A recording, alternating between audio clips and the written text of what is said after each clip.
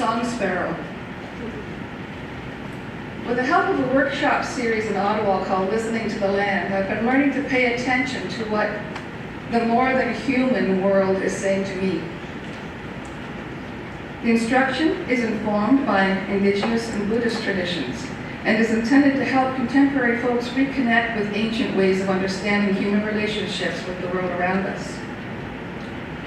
This is entirely appropriate in my formation as a Laudato Si chapter animator. We've talked here about who we are including, todos, todos, todos. Yesterday, Greg suggested that creation should not only be our concern, but a participant in our synodal conversations. I agree.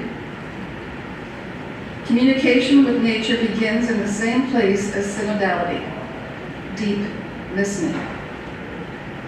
I was asked to comment on how synodality and synodal practices have been employed by, and it's the Laudato Si Movement Canada. I tried to make our Canadian chapter bilingual, so I made the name this long. There are some key phrases that stand out to me in terms of the meaning of synodality. And I'll touch on each of them. 1, invite the Holy Spirit and then everyone else to join us in our conversation. 2, deep listening. 3, open, loving dialogue. And 4, consensus building, moving from words to action. I'm going to quote Laudato Si now a little bit. Before synodality was understood as it is now within the Catholic Church, it was there early in Pope Francis's thinking. I quote, he says, "We need a conversation which includes everyone, since the environmental challenge we are undergoing and its human roots concern and affect us all. In this universe, shaped by open and intercommunicating systems, we can discern countless forms of relationships and participation. This leads us to think of the whole as open to God's transcendence, within which it develops. Faith allows us to interpret the meaning and the mysterious beauty of what is unfolding. This is the invitation. And as much as we are inviting the Holy Spirit and each other and anyone we can think of to join us in conversation, we are also being invited by God and by His creation. In Laudato Si, we are invited to live synodally." My second point was deep listening. So, I'm sure you've all heard a famous line from Laudato Si, and it's from much older than that. It's, "Listen to the cry of the earth and the cry of the impoverished." Expanding the conversation to include our planetary home and all life that is shared with us is deep listening. And it's not easy. It takes practice, and it takes attention. It takes the time to be silent, to allow what is coming to us to be part of our awareness. Pope Francis goes on in Laudato Si to say, "Our goal is not to amass information or to satisfy curiosity, but rather to become painfully aware, to dare to turn what is happening to our world, to our own personal suffering, and thus to discover what each of us can do about it." Should we then also listen to what the earth and other than humans are trying to tell us? And I say yes. Now, another prominent theme in Laudato Si is interconnectedness. And yesterday, Greg reminded us of that as well. For me, listening to the earth is also a synodal experience. Sometimes the message is violent, frightening, and urgent. But sometimes it's full of beauty, abundance, mutual care, and resilience. Our activities and thinking of the planet from a place of dominance rather than reciprocity is stretching Earth's patience with us. Are we listening? My first introduction to synodal methodology, I think back to 2017.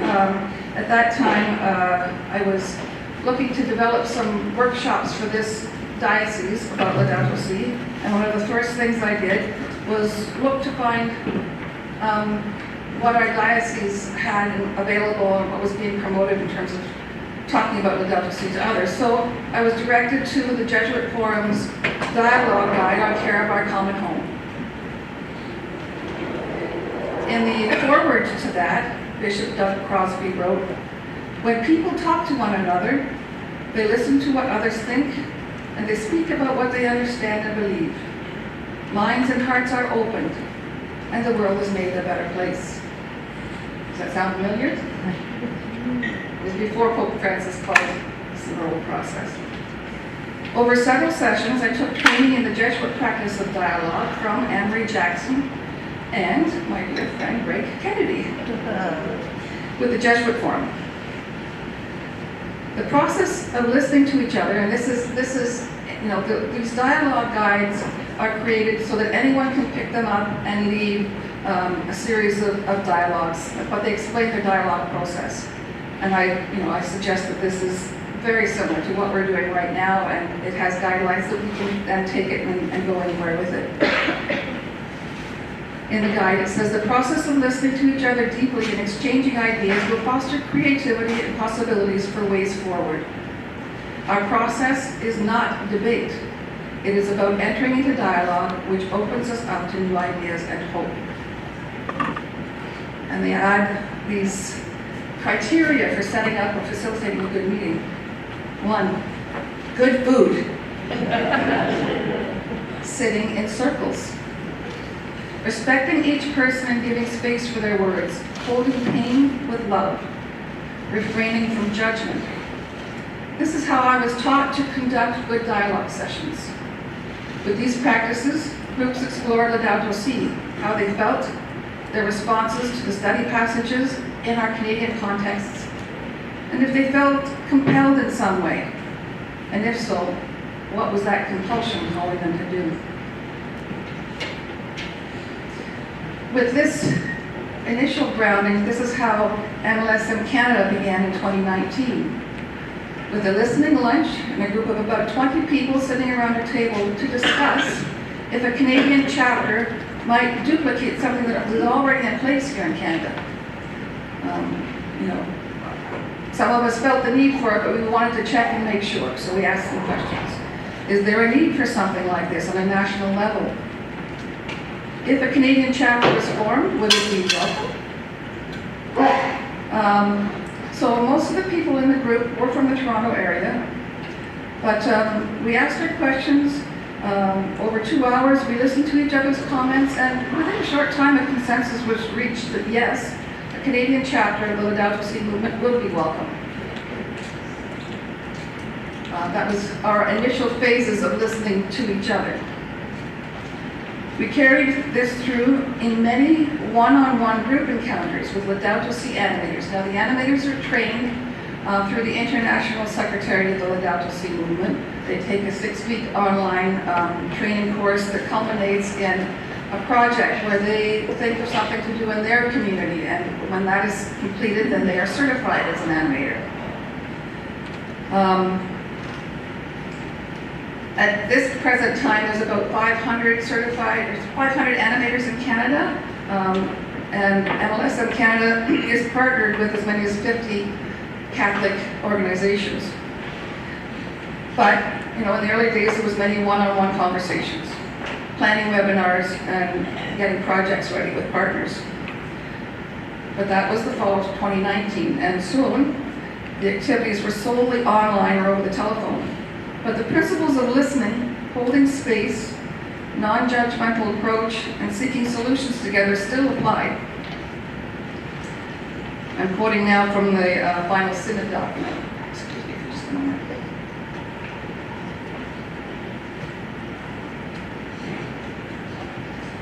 Chapter 3 of the final Synod document, it says, since 2021, when the Holy Father embarked the Church upon this synodal journey, we've been discovering its richness and fruitfulness more and more. We began by listening, taking care to grasp the many voices, what the Spirit is saying to the churches. During each stage, the journey was characterized by the wisdom of the sense of faith, sensus fidei, of the people of God. Respecting the dignity of everyone was modeled to me by one of my advisors. And I acknowledge with gratitude the perspective of Dr. Chris Rickno. He said that even though I had concerns, that I don't have a doctorate in theology or divinity, he reminded me that I have a rich life and a set of learning from other sources, through scientists and climate educators, and that experience is equally as valuable as that of academics or clerics. I felt valued by my advisory circle, and this is empowering. And my work has sought to help others feel empowered. Bishop John Hanson in the Northwest Territories has recently been quoted in a new film. Watch for it. If you know Kevin Moynihan, he has a new film coming out for the 10th anniversary of Laudato Si. And in that, Bishop Hanson is quoted, "I am also buoyed in hope by the crossover that I see between the work of truth and reconciliation with Indigenous peoples of this land and the call of Laudato Si. Within that window of intersection is an opportunity to learn from those who have been doing this the longest and who have the most invested interests." Laudato Si in Canada has added a fourth pillar to the international movement's three pillars of engagement, and that is to be intentional about understanding the truth and reconciliation recommendations and prioritizing Indigenous voices in our leadership and in our activities. So we've always had at least one Indigenous elder on our advisory circle, but in various webinars and in our Catholic Accelerator Investment Project, which we are very proud of, we also have sought out and found ways to include Indigenous communities in how we invest. If we divest from fossil fuel first and then we're looking for somewhere else to put our money, there is suggestions to engage with Indigenous communities. This is one way that we work as best we can, and still knowing that it's not perfect, our attempt to include everyone. We still have work to do to include youth in our conversations. And while we have a 16-year-old actually on our advisory circle too, who's very vibrant from Ottawa. But it's clear to me that the people that are able to do this kind of work are either older generations that are retired, people that are part of religious communities who, thank heavens for their sisters, have been doing care creation work for decades quietly, and through the Laudato Si movement we've been trying to tell their stories. But where we haven't been able to engage the youth as much, we be present to them. They have Fridays for Futures demonstrations every year, sometimes several times a year, and taking our time to be present with them is important. Operating synodally is an act of intentionally valuing and thereby empowering each other. A practice that MLS Sam Canada attempts to foster in many ways. We encourage our membership to listen to each other in national gatherings. We encourage them to share their ideas, be bold with their voice, and yet accommodate each other and our adversaries with love. The International Laudato Si movement has another program called Animator of Animators. And this is people like me and many others, there are several in Canada, who mentor new trainees as they come into the program.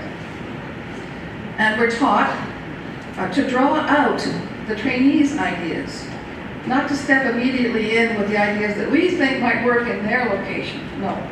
Rather, we explore avenues with them until they feel comfortable with their own capacities, celebrating their excitement about their ideas, and then connecting them with resources that will strengthen their plans. A lot of what I do is connecting people.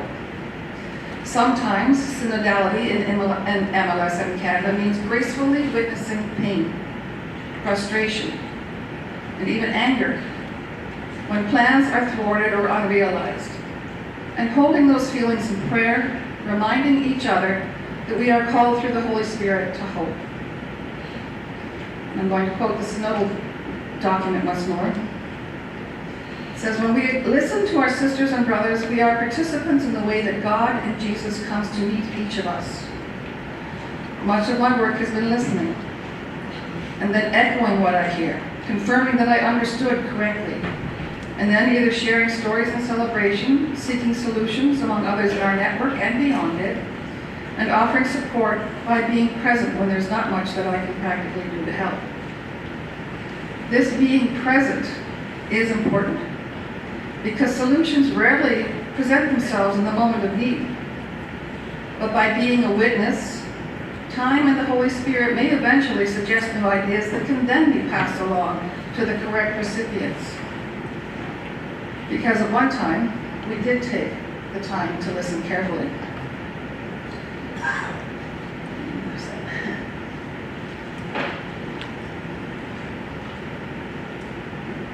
All of us are learning and will continue to learn what it means to be a synodal church.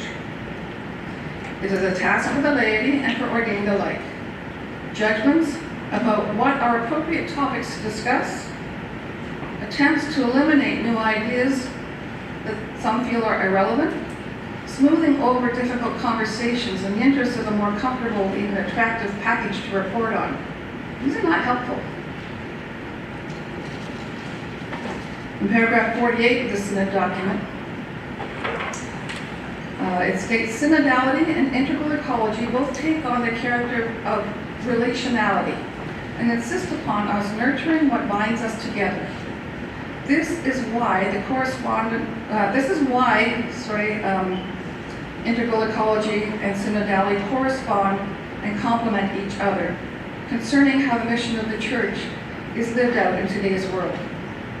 And this is what I learned from my current education at St. Paul's in the School of Leadership, Ecology, and Equity. We are all in this, whatever enterprise we are talking about, together with all of life on earth, even in communion with the cosmos. Solving our problems together, hearing all voices, is the best way forward. And now I'm going to go back to my little friend, the songbird. It's a very unpretentious little bird. That big. Just that big. No flashy colors in its feathers, but what a voice. What a voice. And how happily it sings. What joy its voice brings us, brings me. How can we reciprocate such a gift? In meetings like this, we can speak our truths with love, conviction, courage, and generosity. A song sparrow is such a bold, happy little thing. Synodality invites us to listen carefully and to speak boldly. The Holy Spirit will ensure that our conversations will bear the fruits that we desire.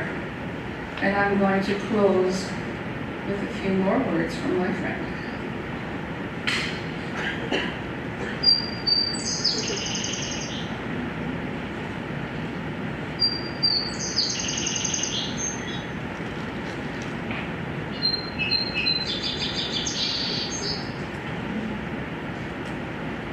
Thank you